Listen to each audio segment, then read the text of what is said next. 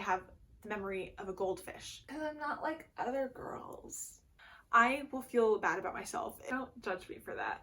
It just makes my eyes thrive. My serotonin is filling up and I'm feeling good. Hello and welcome back to Alexandria Loves Books. Welcome. I am a little bit late to the bandwagon on this. I am filming my mid-year book tag in July because I'm not like other girls. Okay, listen, here's the reason. In June, I was kind of really busy and I really wanted to read at least 50 books before filming this. And I didn't reach 50 until like the first week of July. So here we are. It doesn't matter. It's still the mid-year point, okay? We're a little bit further past halfway, but not by much. It's July 10th, okay? Calm down. Stop throwing the tomatoes at me. I'm trying my best. So without further ado, let's just get into it, okay? A July mid-year wrap-up. So I have read 51 books so far in 2024, which is crazy. This is the most I've read in any year. And the year is only halfway done. Last year I read 53 books. By the end of July, I will have read more than 53 books. So we have a lot of questions to get into. I did take the few bonus questions that Bestie Katie added to her video. So thanks, Katie, for the inspo. Go watch her video right there. Well, you can't click on it, but this is what it looks like. I'll link it down below if you want to go watch her video. And I will also leave all of the questions in the description box. So if you want to make your own video, or if you don't want to make a YouTube video, but you want to answer the questions, comment them so I can hear about all of your different books that you've read throughout 2024 so far. Okay, I'm so excited. I have books all around me on the floor and my serotonin is filling up and I'm feeling good. I'm feeling good. Let's get into it. I'm not like all my friends who keep calling up the boys. I'm so shy. So the first question is the best book that you've read so far in 2024. Without a doubt, Wild Love, my first and only 6-star read ever. This is my favorite book ever. I already want to reread it. This is brother's best friend. This is like It's Always Been You type trope a little bit. He's loved her forever. He's so intentional and notices and loves. Read this book, please. I beg of you. Best sequel you've read so far in 2024, and I'm gonna go with Iron Flame by Rebecca Yarros. I was debating on like what to choose for this one because I feel like a lot of like the sequels that I read are actually interconnected standalones, which still count as a sequel. Like that is still a sequel, but it's not following the same characters typically as like our main characters and the same like kind of storyline. So I felt like Iron Flame was the only one that kind of fit that definition in my mind of like a full-on sequel, not just like an interconnected standalone, that I really loved. And I did. I rated this 5 stars. I love this series and I'm so excited for the third one to come out. Literally every pipe is going on, every helicopter, every plane, every siren. It's like they don't care about us. And it's probably because they don't. So yeah, I can't really say much about this without spoiling Fourth Wing, but it's dragons, it's fighting, it's love, I feel like found family a little bit in a way. Like I don't know if they would consider themselves found family, but I think like they are, but they just might want to admit it. I don't know, but it's really great. Next is a new release you haven't read yet but want to. The first thing that came to my mind was a novel love story by Ashley Poston. I love The Dead Romantics and The 7-Year Slip. It was so good.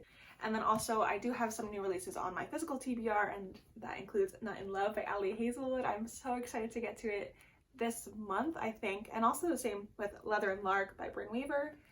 This is the sequel to, Butcher and Blackbird. Question number 4 is the most anticipated release of the second half of the year, and without a doubt, Wild Eyes by Elsie Silver. That is the sequel to Wild Love, it's an interconnected standalone. That one follows West, who is the female main character's brother in this one, and the best friend of the male main character. Editing me would like to also include The Au Pair Affair by Tessa Bailey. It comes out next week. And Apprentice to the Villain, which comes out in August and is the sequel to Assistant to the Villain. What has been the biggest surprise? And I feel like this could go either way, of like being pleasantly surprised or disappointed when you had high hopes. So I have answers for both. I was pleasantly surprised with the Empyrean series, Fourth Wing and Iron Flame. I am not a full-on fantasy girly yet. I'm still a little intimidated by it. I've only read 5 fantasy books so far, and that's not a lot. And so these are like the most like intense fantasy books, which maybe to you, someone that has read a lot of fantasy, this is not intense fantasy, I don't know, but for me it's the most intricate, complex, intense fantasy I've ever read. So I was really intimidated by both of these books. They're so thick, and I was worried I wouldn't understand it. And of course there's some things that maybe took me a little bit for my brain to actually understand, but I love these books. They're both 5 stars. And so these were a really pleasant surprise, and now I feel more confident to try out more fantasy. Now our biggest appointments. Our biggest disappointments. I know English, I read. So the first one that came to mind was The Idea of You by Robin Lee. This is 40-year-old woman falls in love with a 20-year-old boy band member. This was not written well at all. It was so bad. I really thought I would enjoy it. I didn't think it'd be a 5-star, but Anne and Nick starred in the movie. And so I read this first before watching the movie, but I'm like, if they're starring in it, like I know it's gonna be good because I love both of them. No, this was the worst book I've ever read, and I rated it 1 star. I hated this. Don't read it, just watch the movie. The movie's better. The changes they made, thank goodness they made those changes, because if they kept it the way it was in the book and the movie, that movie would have been sugar honey iced tea, if you catch my drift. I was also really disappointed by Bride. Don't hate me, don't hate me. I love Allie Hazelwood, but this wasn't it. I was so excited for Vampire Werewolf, and I love that vibe and that energy, but this was bad. Like, the writing style was just all over the place. The characters, I didn't feel like they were actually in love. Like, I didn't feel connected to them. The not favorite new author, and that could be either if they're a debut author or if they're just new to you. And so I have 2 authors in mind. First is Abby Jimenez. Of course, everyone loves Abby. We all are Abby stans here. I have only read these 3 books, the Part of Your World series. I love these series. They were written so well. Like, they had such a great balance of being just flirty, fluffy, fun rom-coms, but also having such depth and like serious topics and emotional depth and connection, and oh, it just was so good, and I loved it, and I need to read all of her books now. And then I also put Carrie and Cole, which I don't know if she's like an actual favorite author. I've only read this book by her. I don't know any of her other books except the first in this little interconnected series, and I'm not really sure if I want to read that. I mean, I might one day, but I don't have interest at the moment. But the writing in Tide was so beautiful. I'm not a person that notices writing often. I'm there for the vibes. I'm there for the entertainment. I'm not there for like the art of writing, even though I can appreciate it when I notice it, but like I don't notice it. Like, let's try to find some lines. Oh man, I love this man. Here's just one of the lines that I think is so, I think it's so beautiful. My heart jumps in the air, grabs her words, and runs back to the darkness to savor them.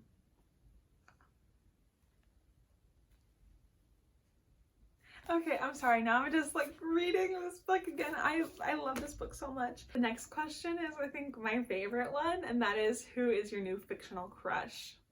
So listen, I have a lot of answers for this one, and you're just gonna have to accept that.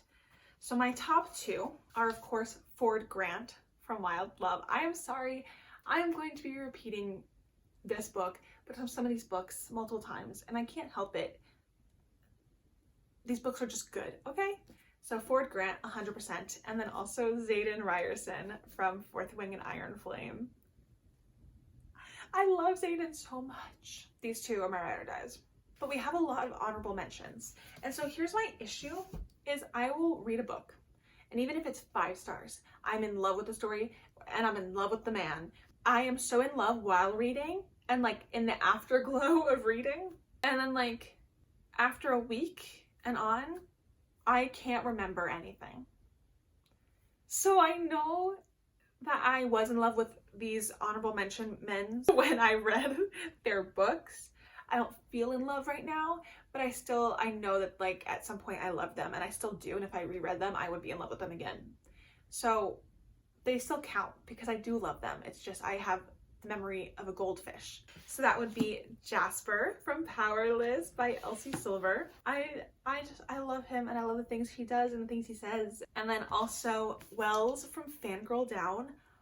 I love the men that Tessa Bailey writes. They are so good, which is also why August from Unfortunately Yours is also one of my 2024 fictional crushes.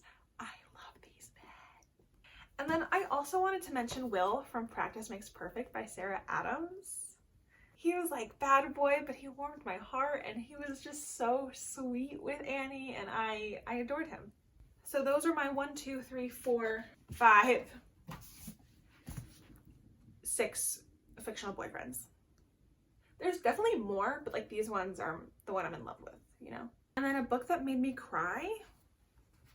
Sorry, another repeat, the Part of Your World series.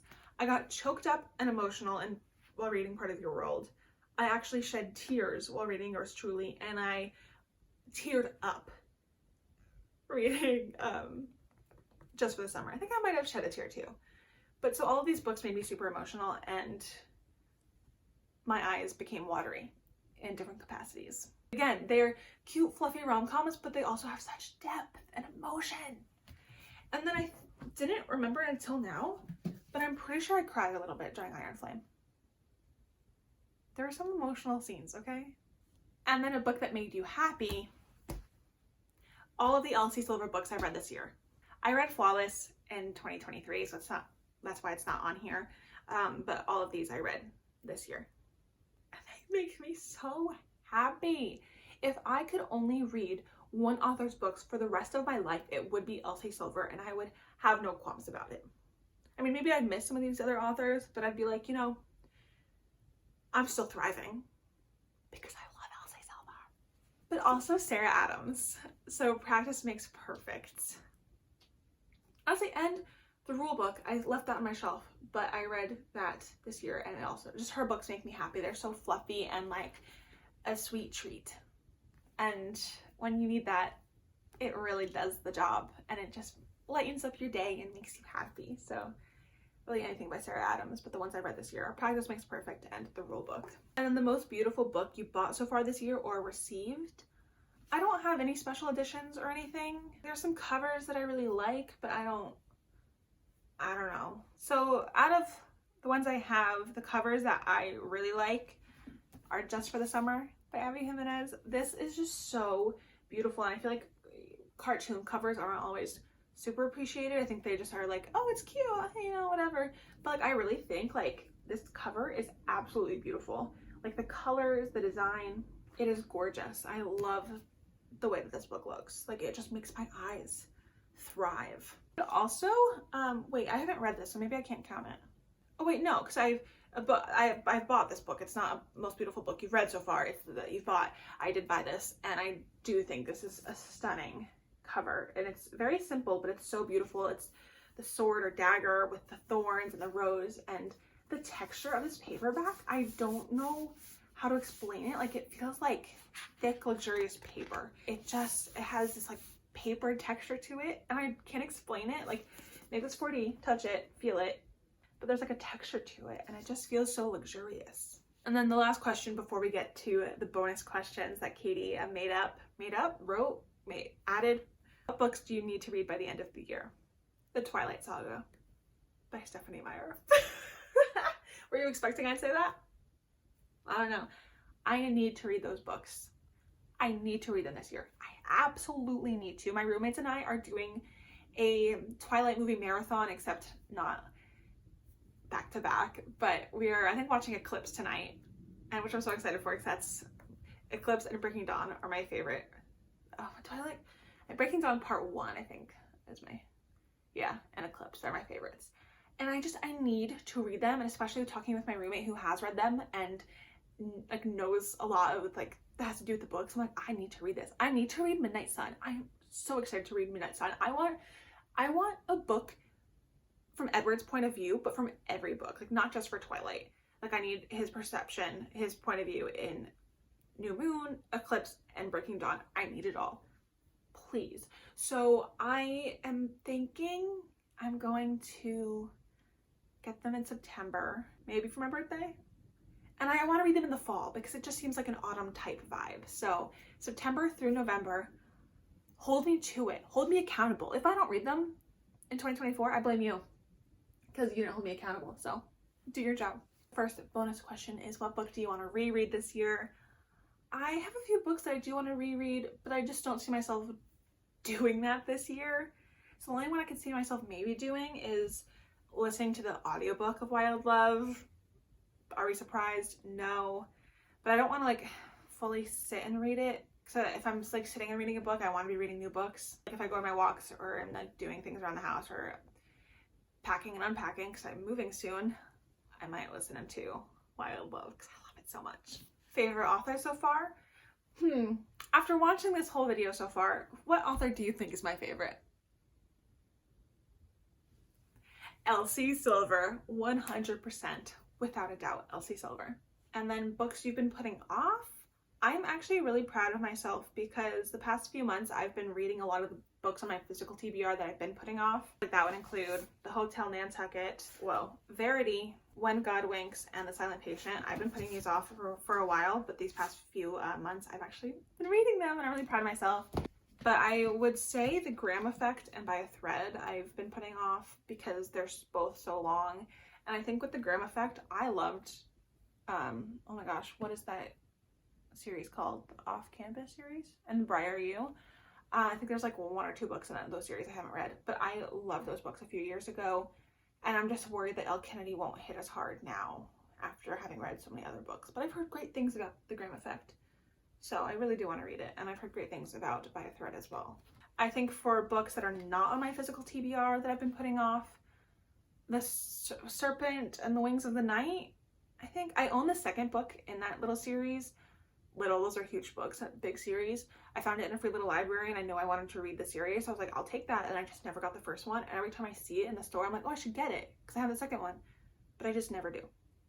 I've also been putting off Magnolia Parks. I really want to read it, but I'm nervous because it just seems so different from what I normally read and I'm worried I won't like it. But like, I can just read the first one. If I don't like it, I don't have to finish it. But like, I want to like it and I'm just nervous. So I've been putting that off. A book you enjoyed with mixed reviews. Sorry for repeating myself. This is the only book I could think of. Iron Flame. I heard a lot of people didn't like this one as much as Fourth Wing. And I put it off for so long because of that reason. I was like, oh no, I'm not gonna like it.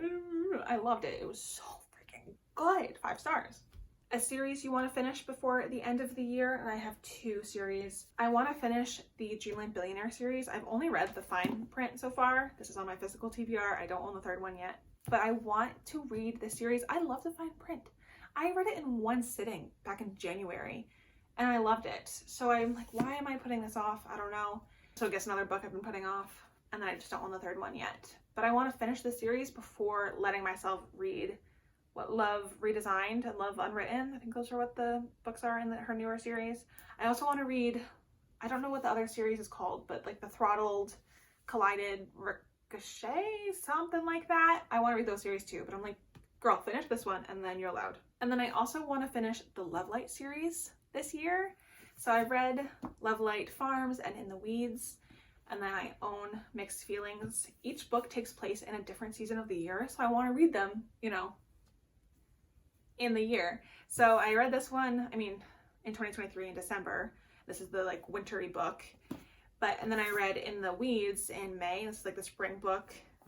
Mixed Feelings is the summer book, so I need to read that either this month or in August. And then the 4th book, called Business Casual, comes out in July, I think in like a week, and that one is the autumn book. So I want to finish the series in like that 1 year span. And I don't love these books all that much. I'm like, just read them. I want to be done with them. But I do like them, but it's not my favorites. But I want to finish the series. The next question is any 5-star predictions for the rest of the year? Wild Eyes, of course, without a doubt. I don't know if I'm going to end up reading Powerless this year or not by Lauren Roberts. I really want to, and I could see that maybe being a 5-star. And then I also am going to be reading Heartstopper in July, if all goes to plan. And I love the show. Like, the show is a 5-star series for me, a TV series. And so I don't see how this won't be a 5-star. I mean, maybe it'll be like a 4 or 4.5. I don't know. I've never read a graphic novel, so I don't know. But I could see Heartstopper being a 5-star. The next question, I really like this question. Do you think you'll reach your reading goal / are you going to change it? So listen, I read 53 books in 2023, and so I made my reading goal for this year 60 books. So I'm like, that is going to be a way for me to challenge myself.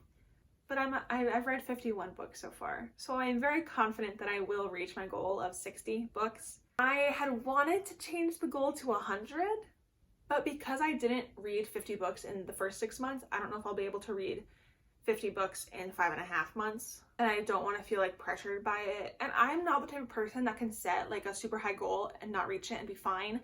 I will feel bad about myself if I don't complete it, or at least get close, which I know is probably stupid because it is stupid, but that's the way I am, okay? So I think I'm going to change it to 85 books, and then once I reach that, then we'll go from there, okay? Don't judge me for that. And then lastly, any new reading goals for the rest of the year? I would say focusing on my physical TBR a little bit more. Yeah, my physical TBR is getting a little bit out of hand. It used to not be a problem, but now it barely fits on my book cart. Like, behind all of the books are even more books, and it's filled. It is filled. And everyone, I've heard people say that book reading and book shopping are 2 different hobbies, and I never fully understood that, but now I get it. I do. I'm a book shopper, okay? I love reading, but they are 2 different hobbies.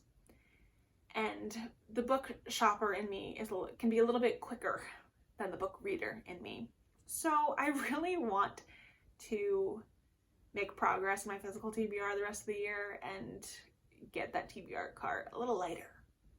But I'm still going to be buying books the rest of the year. I'm not going on a book buying ban. I'm not doing that. I'll try to cut myself back, but I'm not going so far to say a book buying ban. No, thank you.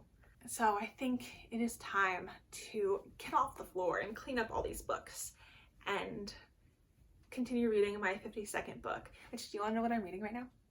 Because I'm not doing a reading vlog for it. So I'll let you know here. If you've stayed this long, here's something special for you. I am reading the first book in the Harry Potter series for the first time. I know, I was a 2000 baby. Like, I should have read this as a kid, but I never did, and everyone loves it. And so finally my roommate convinced me to read it, and I think she's also doing a reread of it at the same time. I'm not far in, but I'm hoping to finish this within the next few days. So thank you, Katie, for writing these extra fun questions. I really like them. Thank you guys for watching and for being here. Please answer these questions in the comments. I really want to know what your reading year has looked like, and I will see you in my next video. Bye!